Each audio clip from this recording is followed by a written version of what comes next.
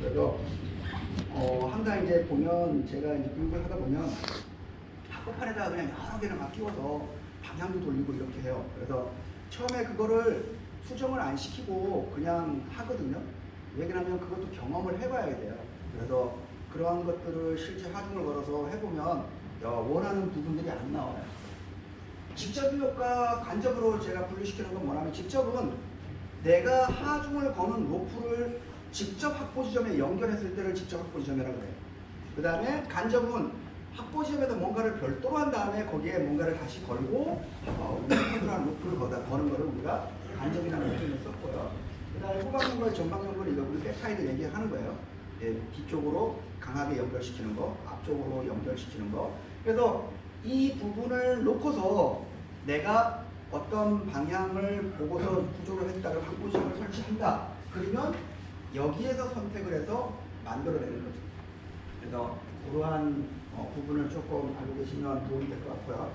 그 다음에 확보지점은 뭐 항상 추락 방향, 이 요구자 있는 방향이죠. 이 방향으로 절벽으로 내려가기 전에는 반드시 한번 사전 텐션을 줘서 전체 시스템들의 꼬임이라든가 특히 매듭을 통해서 우리가 뭔가를 연결했다 그러면 그런 것들이 내가 방향을 틀어서 이쪽 방향으로 틀어 나가냐 이쪽 방향으로 틀어 나가냐에 따라서 로프의 꼬임이나 확보 지점의 장비들이 어떤 서로 꼬이는 부분들을 확인할 수가 있거든요. 그래서 그런 부분들을 반드시 해야 되고요. 이 확보 지점 간에 다중 확보 지점을 했을 때는 균등하게 해야 되는데, 이 균등하게 한다는 게 이게 말처럼 쉬운 게 아니거든요. 균등하게 하기 위해서는 사실 많은 연습을 해야 돼요. 왜? 그냥 균등하게 만든 다음에 그 방향으로 그냥 당기면 되는데, 중요한 건 이거기 때문에 그래요. 요구자가 있는 방향으로 지점이 모아져야 된다는 거예요. 제가 얘기했듯이 항상 추락 방향으로 일직선 라인이 만들어져야 된다는 거예요. 거기에다 맞춰서 이게 이 다중을 갖다가 확보를 해야 되기 때문에 그래서 어려운 거예요, 사실은. 그 다음에 지금 메인 확보 라인 각각의 독립적인 부분 얘기 나오죠. 그러니까 두 개가 확보판에 동시에 끼워줘도 큰 문제는 없을 수도 있어요. 그렇지만 그것이 어떤 원인에 의해서 또 잘 운영되지 못하는 사람에 의해서 한다 그러면 계속 이 확보판이 제자리에 많이 고정되어 있는 게 아니라 계속 움직이기 때문에 이 컨트롤하는 사람이 계속 요동치면서 작업을 해야 되기 때문에 굉장히 어려운 거예요. 그래서 될 수 있으면 별도의 지점을 만들어서 쓰는 것이 물론 카라비너는 세 방향으로 걸리지 않는 거, 이것도 우리가 많이 놓치는 부분들이에요. 세 방향으로 이렇게 삼각형으로 하중을 받는 거, 게이트 방향으로 하중이 받게끔 만들면 절대 안 되죠. 그리고 선택을 할 때 다중 확보 지점보다는 단일 확보 지점이 훨씬 좋기 때문에 단일 확보 지점을 통해서 시스템을 구축할 수 있게끔 그렇게 노력을 하시면 더 도움이 될 거예요. 자, 확보 지점은 어제도 했지만 단일 확보 지점, 다중 확보 지점으로 나눠지고요. 다중 확보 지점은 이렇게 분배, 공유, 구종이라는 분류를 해서 세 가지 유형으로 나왔어요. 지금 이게 단일 확보 지점의 유형이죠. 단일 확보 지점. 하나의 확보 지점을 통해서 확보 지점을 구축하고 여기에서 모든 것이 분배가 시작되고요. 마찬가지 이것도 우리가 스트랩을 이용해서 할 때는 지금 보시게 되면 삼각형의 하중이 걸 때는 반드시 핑링크를 써야 되고 링크를 써야 되고, 만약 카라비나를 사용해서 할 때는 저런 형태로 하죠. 지금 확보 스트랩이 강도가 NFA 기준 몇 K라고 했죠? 45K이에요. NFA G등급을 나온 확보 스트랩은 45K 나오기 때문에 웬만한 확보 지점보다 강하게 구축을 할 수 있어요, 이 스트랩은. 그리고 겉스위치를 저렇게 겉스위치를 끼워서 하더라도 강도가 약 34K 이상이 나와요. 저런 거는 아예 NFA 기준으로 구조용으로 나온 거기 때문에 좀 더 강하게 나와요. 그래서 그런 것들도 좀 유념해서 보시면 될 것 같고요. 그 다음에 다중 확보 지점은 지금 보시게 되면 저렇게 우리가 확보 지점들을 분할시켜서 하는데, 지금 전체 각도, 이 각도는 90도 이내라 그랬죠. 길이는 얼마? 30cm를 넘지 않게끔 조절하는 거. 그 이유는 뭐다? 바로 충격하기 때문에 그렇다.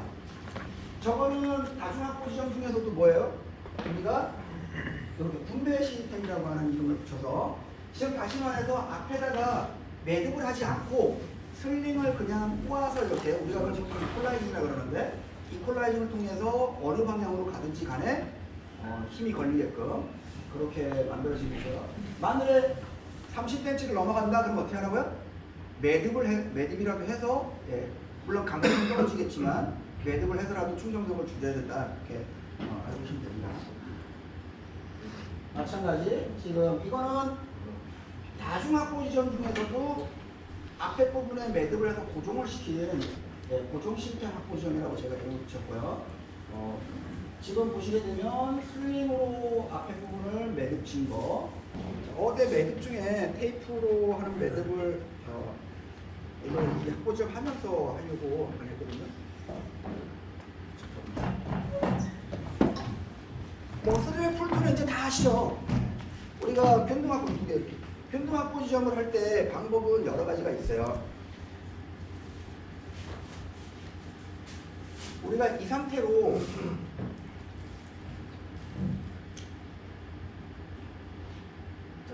이게 끝이라 그러면 이 상태로 그냥 고정을 시켜도 돼요. 근데 이 방법은 그렇게 많이 쓰진 않아요. 왜냐면 테이프 슬링이 이렇게 길 경우에는 매듭하기가 어렵거든요. 그러니까 딱 맞는 슬링을 갖고 다니면 그렇게 해도 되는데, 그렇지 않고 우리가 이렇게 긴 걸 갖고 다니는 이유는 뭐냐면 우리가 현장에 가야지만 합보 지점의 굵기나 상황을 알 수가 있기 때문에 그런 거죠. 등반하는 사람들은 내가 맞는 길이만 가져가면 돼요. 왜냐면 루트상에 이미 다 알기 때문에. 그러면 결과적으로 뭐냐면 얘를 테이프 매듭을 할 수밖에 없는 거죠. 테이프 매듭, 물 매듭 뭐 이런 용어가 있는데 끝과 끝을 연결하는 거죠. 그죠? 옥매듭과 옥매듭을 따라가게 하면 되고, 만약에 이렇게 길 때는 뭐예요? 우리가 프로스트 버전이라고 그러죠. 제 패턴 보세요. 저는 절대 안 나요. 이렇게.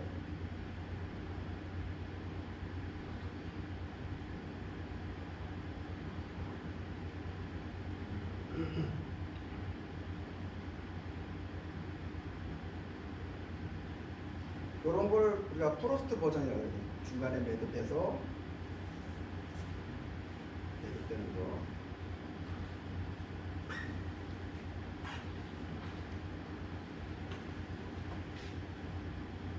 뭐 이 매듭의 위치는 뭐 안쪽으로도 들어가도 되고 바깥쪽으로 들어가도 크게 문제는 없어요. 그러니까 이 상태에서 내가 그냥 꼬아서 하게 되면 이게 뭐예요? 우리가 소위 분배점이죠. 근데 여기를 내가 해서 매듭을 짓는다면, 옥매듭으로 만드신다면 이 상태가 되는 거죠. 이 상태에서는 반드시 방향이 어떻게 돼요? 이 방향으로 당겨줘요. 세 개로 하게 되면 세 개가 되는데, 보통 세 개부터는 뭐가 되냐면, 세 개부터는 가운데 게 팽팽하지가 않아요. 그래서 매듭의 위치를 가운데 놔요. 그러면 양쪽으로 해서 고정시키면 가운데 걸 풀어도 일단 괜찮아요. 그래서 하중을 받은 상태에서도 살짝 풀고 조절을 해서 가운데에 힘을 받게끔 할 수가 있거든요. 그러니까 세 개 부분은 그렇게 하시면 되는 거예요. 그래서 저렇게 보면 되고요. 저 매듭은 이 합보 지점은 보시게 되면 볼 라인과 시트 밴드가 두 개가 된 거죠. 두 개가. 그러니까 그거는 별 어려움이 없는 거예요. 요거는 지금 뭘 통해서 된 거죠, 이거는? 바로 우리 이중고리 갖고 있는 거죠. 바로 이렇게 길게 만들 때는 이걸 다 넘어서 할 수가 없기 때문에 그냥 돌린 다음에 이렇게 빼거든요. 그런 다음에 다시 당겨와서 쳐봅니다. 양쪽으로. 그래서 여기다가 카라비나 거는 거죠. 근데 이 상태에서 끊어지게 되면 이제 다 날아가니까 여기에다가 우리가 말뚝매기 해갖고 카라비나로 거는 거죠. 그래서 얘가 혹시나 절단이 되더라도 이 자체 하나는 살아남을 수 있게끔. 어차피 이거는 뭐야? 한 포인트죠. 그죠? 그래서 지금 요런 거고요. 지금 저 뒤에 부분은 다시 한번 같이 우리가 볼 라인도 마찬가지예요. 이 상태에서 우리가 이거죠. 여기다 고리를 만들고 여기다 고리 만들어서 서로 연결하는 게 있고, 이 전체를 갖다가 하나로 묶어서 고정하는 방법이지. 그러니까 하나로 묶는다는 거는 얘를 하나의 줄로 보면 되는 거예요. 하나의 줄. 그래서 우리가 알고 있는 스냅, 그죠? 스냅으로 해서 그대로 빼고 잡고 넣고 그 다음에 돌리는 거죠. 지금 이게 보울라인의 뒷모습이죠. 뒷모습.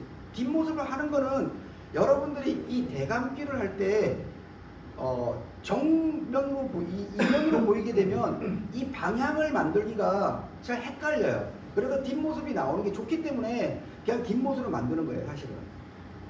상태에서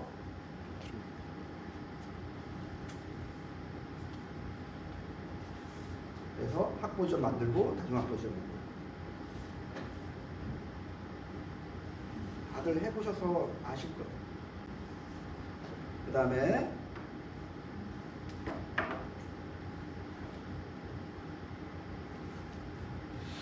마찬가지 지금 우리가 했던 매듭 갖고 그냥 다 되는 거예요. 자, 여기에서는 제가 그랬죠. 이렇게 빼서 위아래로 만드는 거죠. 위아래로. 그죠? 위아래로 만들고 놓고 다시 빼면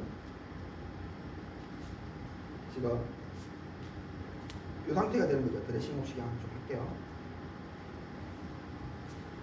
이 상태가 되면 어떻게 해요? 마찬가지예요.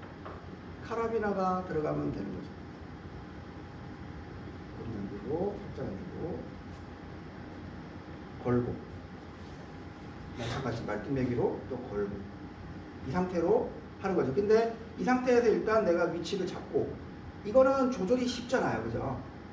조절이. 네. 그 상태에서 한 포인트에 학보지점을 만드는 거예요. 그 안에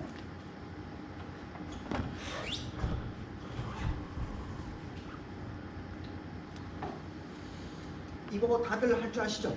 일단 기본적으로 다 한 번씩은 다 해보셨을 거예요. 자, 마찬가지예요. 내가 그 뒤에 꼬랑지를 남길 때도 마찬가지. 지금 현재 꼬랑지를 남겨서 이거를 묶을 때는 얘를 건들지 않는 거죠. 그러니까 여기서 이제 부분을 만드는 거죠. 내가 만들고 똑같아요. 잡았죠. 그 상태에서 묶고 얘는 돌려서 고리 만들고 얘 꼬랑지를 이용해서 우리가 했던 시트 밴드, 그죠? 두겹 고정 매듭. 여기에서 관건은 얘를 좀 짧게 만드는 거예요. 얘의 장점이 있죠. 얘를 많이 쓰는 이유, 이거를 선호하시는 분들께 만드세요.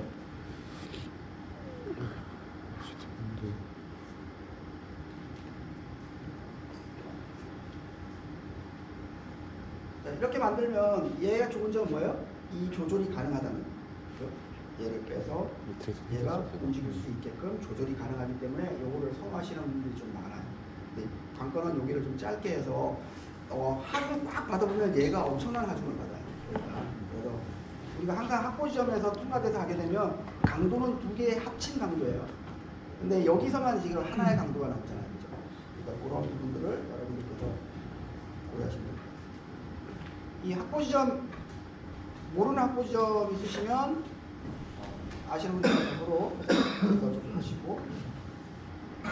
자, 이름은 중요한 게 아니라 이름은 기능이 중요한 거예요. 그러면 그 맞는 기능을 내가 여기서 그 학보지점 중에 내가 어떤 것을 쓸 것인가.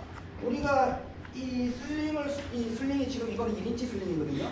이 1인치 슬링이 지금 현재 우리가 쓰는 그 구조용 슬링으로 봐야 되고요. 강도가 가장 세요. 그리고 이거에서는 요 한 줄의 기준이 나와 있어요. 줄을 걷게끔 돼 있어요. 500kg 단위로 줄을 하나씩 걷게끔 돼 있고요. 보통 이 줄이 좀 1인치가 아닌 것들은 3줄, 2줄짜리는 거의 안 쓰시는데 3줄짜리가 구조대에 많이 들어가 있어요. 좀 폭이 좁은 거. 그런 것보다는 어차피 뭐 무게도 많이 안 나가는 데다가 사용하고 버리기도 쉽잖아요. 그죠? 그렇게 하려면은 이렇게 1인치 슬링을 항상 구매를 해서 쓰시는 게 강도가 약 한 19캔 많은 것들은 최소 17에서 19캔 정도는 강도가 나옵니다.